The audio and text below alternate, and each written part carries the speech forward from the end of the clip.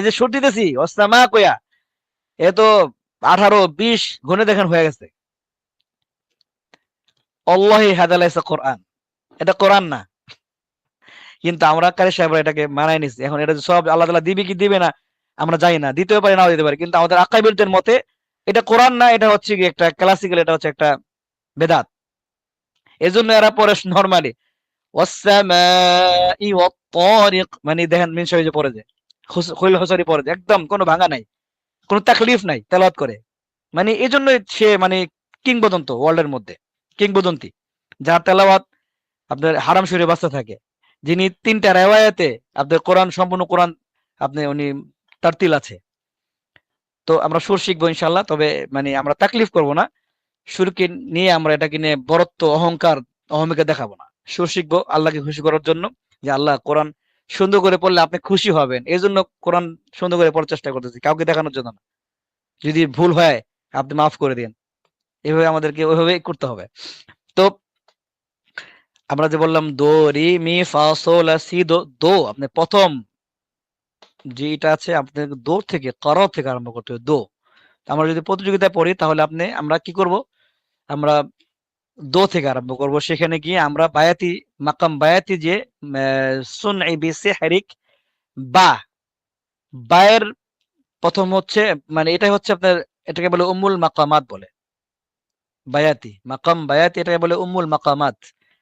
মানে আরবি সুর বিদ্যার মা জননী বলা হয় এটাকে, বায়াতিকে। হ্যাঁ, তো বায়াতিটা হচ্ছে আপনার আরবরা, আমরা মানে সবগুলো সুর কিন্তু আরবি না, এটা আমরা অনেকেই জানি। সব সুর আরবি না। 8টা সুরের মধ্যে 3টা সুর আরবরা ব্যবহার করে, বাকিগুলো ফ্রান্স, ইরাক, ইরান, তুর্কি, তারপরে হচ্ছে আপনার এই আরো অন্য দেশ যেগুলো আছে, এরা এগুলো নিয়ে আপনার গান ঠান গায়, বাই করে, মুত্তাহিল ইফতেহাল করে, ঠিক আছে। এইগুলো কিন্তু আরবি সুর হচ্ছে মূল 3টা। তো তার মধ্যে হচ্ছে মূল মাকামাত বায়াতি। বায়াতির মধ্যে হচ্ছে আপনার আপনার ইয়ের আপনার কি বলে, এই মালয়েশিয়ানদের মতে এরা 8টা, 7টা, 6টা সুর বানাইছে। ওই যে বলেছিলাম যে 300 প্লাস সুর আছে, এগুলো হচ্ছে শাখা প্রশাখা, ঠিক আছে। তবে মূল হচ্ছে আপনার 4টা। আল বায়াত আরবা মাকতা অথবা আরবাতুন। যদি আপনি টোন ব্যবহার করেন, টোন যেহেতু এটা সুর, তাহলে আপনাকে এটা 4টা পাবেন, স্তর পাবেন। আর যদি আপনি এটাকে আরবি, তাহলে আরবা মাকতা, কথা বলেন, ঠিক আছে। তা আমার ওস্তাদ ছিল শেখ আব্দুল হামিদ সুদানি রাহিমাহুল্লাহ, ও যে মানজুর ভাইয়ের কাছে পড়েছে। ওনার কাছে আমি 4 বছর পড়েছি, এবং আমি যখন কুয়েত সংস্থা আমি মুদির ছিলাম, ওখানে উনি যাইতেন। উনি উনি ইখতিবার ছিলেন, মুখতাবির ছিলেন, মুমতাহিন ছিলেন। ওনার কাছে প্রথমে সর্বপ্রথম উনি দেখতেন, আমি কারো হাফেজদের কোনো মানে মানে পরীক্ষা নিতেন, মানজুর ভাই বলতে পারবে, দে না দেখে না দেখে কোরআন শরীফ খুলে তো পড়ো। আমি তো মহা খুশি হয়ে গেছি প্রথম, যে মানে 2005 সালে যখন আমি কুয়েত সংস্থা চাকরি করি, আমি মহা খুশি যে আরে এরকম পরীক্ষা তো আমি কখনো দেখি নাই। যখন খুলছি তখন কথা আছে, একটু একটু তাজবিদ পড়ো। তো আমি তো তখন তাজবিদ কি জিনিস সেটা বুঝি না, কেরাত পড়তে হবে, কারি সাহেব কেরাত বুঝি। তো বলছে তুমি তাহকিক পড়ো। বললাম তাহকিক, এস তাহকিক এ শেখ, আরবি বলতে পারি। বলতেছে তাহকিক হচ্ছে তোমার মানে 4টা পদ্ধতি আছে, এর মধ্যে প্রথম হচ্ছে তাহকিক বা তাজবিদ। তুমি পরে উনি বললো তুমি ওই যে বাসিদের মতো পড়ো। তো পরে আমি ওই পড়লাম, আউযুবিল্লাহ পড়ছি, বিসমিল্লাহ পড়ছি, সূরা ৩ শোনাইছি, বলতেছে মাশাআল্লাহ মিয়া মিয়া, পরে তুমি একটু হদর পড়ো। তো হদর পড়তে গেছি, আউযুবিল্লাহ পড়ছি, বিসমিল্লাহর সময় আউযুবিল্লাহ কয়, লা লা লা, হয় না হয় না হয় না হয় না, হইতেছে না, মানে ওনার মন মতো হইতেছে না। তো ওই মানে উনি খুব মানে এমন কারি সাহেব ছিলেন, উনি কেরাতে কারি সাহেব ছিলেন, উনি তাহকিকি একজন একজন মানে উনি একজন আসলেই কারি সাহেব ছিলেন, যারা পড়ছে ওনার কাছে, এবং উনি মুখলেস কারি সাহেব ছিলেন। তো আমি মিশরে যাওয়ার পরে ওনার খোঁজ খবর নিয়েছি, কিন্তু আমি যে যখন খোঁজ খবর পাইছি, ওনার এলাকারই ছেলে একটা শেখ আরবি আল খামিসি ছিল। ওকে জিজ্ঞেস করলাম তুমি যে সুদানি, তুমি কি আব্দুল হামিদ সাহেবকে চিনো? বলতেছে উনি তো আমাদের উস্তাদ। উনি বেঁচে আছে? বলতেছে না, উনি তো মারা গেছে। আমি বললাম, হারে, তাহলে তো আমি পাইলাম না। আচ্ছা, ছিল যখন আমি ক্লাস শিখতে গেলাম তখন ওনাকে বেশি মনে করছি আমি। তো হ্যাঁ, আমি উনি একটা জিনিস জানার খুব আগ্রহ যে উস্তাদ শেখ আব্দুল হামিদ হামদান মুখতার সুদানি যার কথা বলতেছেন, উনি কি হ্যাঁ, এখনো বেঁচে আছে? আমরা না তো না পড়ছি না না না না ভাই, হুম, আমি মিশরে যাওয়ার পরে 18 সালে, 18 সালে না, মিশরে তো গেছি আমি আর আগে, 18 শেষে, 19 শেষে আমি তাকে জিজ্ঞেস করেছিলাম একটা ছেলেকে, বলতেছে উনি এই কিছুদিন আগে মারা গেছে, আল্লাহ তাআলা মানে বেহেশতে বললো নসিব করুন। 19-এর। তো পরে আমি একটা পোস্ট দিলাম আমার ইয়েতে, ফেসবুকে আমি একটা পোস্ট দিছিলাম যে আমার একজন শাইখ আমি হারাইছি, যার কাছ থেকে আমি মাকামাত, তখন বাংলাদেশে ভাই কোনো মাকামাত ছিল না। 4 সালে নাজমুল হাসান সাহেব আরো তারা বলতেছে তুমি কার কাছে পড়ে, বলে আমি আমি ইয়ের কাছে পড়ি, সুদান সাহেবের কাছে পড়ি।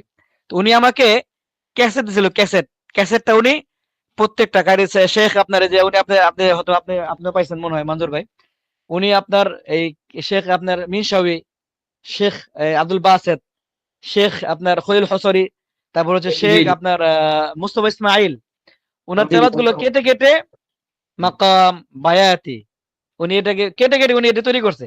তো এই ক্যাসেট গুলো কপি গুলো আমার কাছে ছিল। নাজমুল সাহেব বলতেছিল যে এগুলো তো আমার কাছে নাই, আমার এগুলা দিও। তো হুজুরকে আমি তখন দিছিলাম। বাংলাদেশে কোনো কারি সাহেব ছিল না যে তারা মাকাবাত নিয়ে তখন পড়বে, আন্তাজে পড়তো খালি, কিন্তু মাকাবাত ক্লাসিক্যাল কোন কারি সাহেব ছিল না বাংলাদেশে। আহমদ বেদর 10 সালে মিশর থেকে আইসা, কিন্তু 4 সালে, 2 সালে, 3 সালে, 1 সালে ওনার থেকে ভালো মাকাবাত বুঝতে হলে বাংলাদেশে কেউ ছিল না। এবং মানে এলমুত তাজিদ ওনার থেকে ভালো কেউ ছিল না, যদি অনেক কারি সাহেব ওনার বিরোধিতা করে যে উনি তো একটা একটা এক শ্বাস একটা একটা সূরা পড়তে পারে না। কিন্তু তখন আমি এই উত্তরটা দিতে পারি নাই, কারণ তখন আমি একজন মানে একজন আলেম ছিলাম, কিন্তু কেরাত সম্বন্ধে আমার ধারণা ছিল না। কিন্তু তখন আমি বুঝতাম যে উনি কেন সুর দিয়ে বা লম্বা শ্বাসে পড়তেন না, কারণ এটা তো বেদাত। আল্লাহ রাসূল জীবনেও একটা সূরাকে এক শ্বাসে পড়ে নাই, কোন সাহাবীও পড়ে নাই, এটা উদ্বুদ্ধ করে নাই, তাহলে আমি ওনারা কেন পড়বে? তো এই জন্য জি জি জি মিশরে গিয়ে তখন, হ্যাঁ, বলা আছে তাকতি ওয়া তিলাওয়াতি হরফান হরফা। হ্যাঁ আল্লাহ রাসূল হ্যাঁ, এভাবে বিকিতিন বিকিতিন হারফান হারফান, জি তাহলে জি জি আমরা আমরা কি করতেছি মানে বিত্তাওয়াসুল, জি আয়াতান বিল আয়া ওয়াল আয়া, জি তাহলে হলো না তো, মানে রাসূলের হাদিসের কথা বিপদ চলে গেলাম আমরা। জি তো জি জি আমি ওনার জন্য দোয়া করি, আল্লাহ যেন শেখকে আমার হযরতকে আমাদের হযরতকে জান্নাত নসিব করে। উনি বড় শেখ ছিলেন এবং আসলেই কোরআনের খাদেম ছিলেন।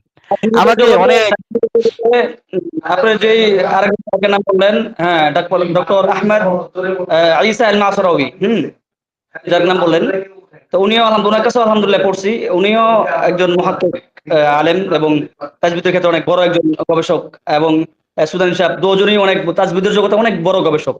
আমি আসলে মাকামাত নিয়ে তো পড়াশোনা করি না ওনাদের কাছে, জাস্ট ওনাদের কাছে ওই তাজবিদের ইলম না আমি, আমার এখানে প্রতি সপ্তাহে আসতো তো, যার এই কথা বাফ কবির কথাগুলো কিন্তু মানে এটা এলিমের প্রাসঙ্গিক কথা না, কিন্তু এটা মানে চলে আসছে, এটাও জানার কিছু বিষয়ের জন্য বলতেছে আর কি।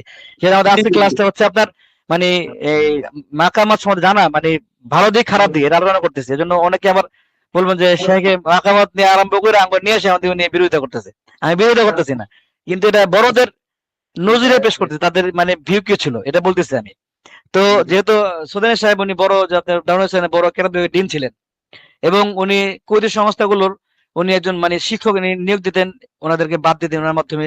তো আমার ওই যে আপনার আল আজহার কুয়েতি সংস্থার উনি বিচারক প্রতি সপ্তাহে আসতেন কেরাত মানে তেলাওয়াত মান যাচাই করার জন্য। আমি ওনার কাছে যেতাম, ভালো একটা সম্পর্ক ছিল, উনি ওনার গাড়ি নিয়ে ঘুরতাম, বাসায় যেতাম, বাসায় নিয়ে খাওয়াইতো, অনেক ভালো সম্পর্ক ছিল, হৃদ্যতা ছিল, এবং আমাকে হাদিয়া দিত। তো উনি আমাকে সর্বপ্রথম কেরাত শিখে উদ্বুদ্ধ করেছে কেরাত শেখার জন্য, এবং উনি আমার ওস্তাদ বাংলাদেশ, এবং কায়ুদুল্লাহ সাহেব প্রথম, তারপর ওনাকে পাইছি। এরপরে আপনার যারা আছে এরা তো আছে, এটা তো মানে বলার অপেক্ষা রাখে না।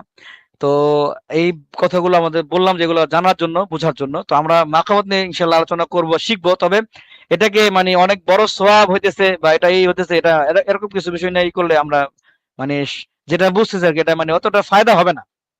যদি আল্লাহ তাআলা কবুল করে করলো, আলহামদুলিল্লাহ, আল্লাহ তাআলার উপর ছেড়ে দিচ্ছে আমরা, যেহেতু অনেকে পড়ছে অনেকে পড়ে নাই। তবে আমরা সুর দিয়ে পড়বো, কোন সুরে পড়বো, আরবদের সুরে পড়বো যেটুকু পারি। কিন্তু আমরা এটাকে নিয়ে আমরা যে ক্লাসিক্যাল মানে তাসান্না করবো এরকম না, দেখানো বাই করে এগুলো করবো না ইনশাআল্লাহ। উদ্দেশ্য আমার এটাই ছিল যে আমরা সুর নিয়ে বেশি, কিছু কারি সাহেব আছে বাংলাদেশের মধ্যে, এরা মানে দু একটা সুর শিখে এরা মনে করে শাইখুল কোরআন হয়ে গেছে, ঠিক আছে, এরা মনে করে শাইখুল কোরআন হয়ে গেছে। এজন্য আমরা ওইটা মনে করবো না যে সুর শিখা যে এটা কেরাত, এটা কোরআন, এটা মনে করবো না।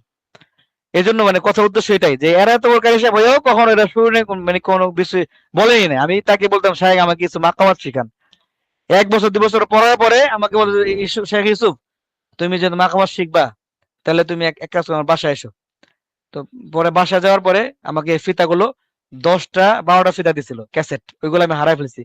হুজুরে দিছিলাম, পরে আর হারাই গেছে আর কি, খোঁজ খবর নেই না, নাজুর সাহেব দিয়েছিলাম, পরে আর হারাই ফেলছি। কিন্তু এটা আমি খুব আফসোস করি যে ওনার কণ্ঠটা যদি আমি শুনতে পারতাম তাহলে আমি মানে কিছু অনুভব করতাম। কণ্ঠটা শুনতে পাই না, ওইখানে ছিল কিন্তু হারাই ফেলছি, ক্যাসেটের যুগ তখন না। তো যাই হোক ভাই, অনেক কথা বলছি, আপনারা মনে কিছু নেবেন না, বা এটা আমাদের শিক্ষা ছিল ওই জন্য এটা বললাম। তো মাকাম বায়াতি যেটা শুন এই বেশি হেরিক, মাকাম বায়াতি আমাদের সুর হচ্ছে, সুরের প্রথম সুর হচ্ছে আল বায়াতি। আল বায়াত বা বায়াতি এটা হচ্ছে উম্মুল মাকামত বলা বলা হয় এটাকে। আরবরা এটাকে আপনার আপনার মাকাম ফারাহ বলে, মাকাম ফারাহ বলে, মাকাম সুরুরও বলে।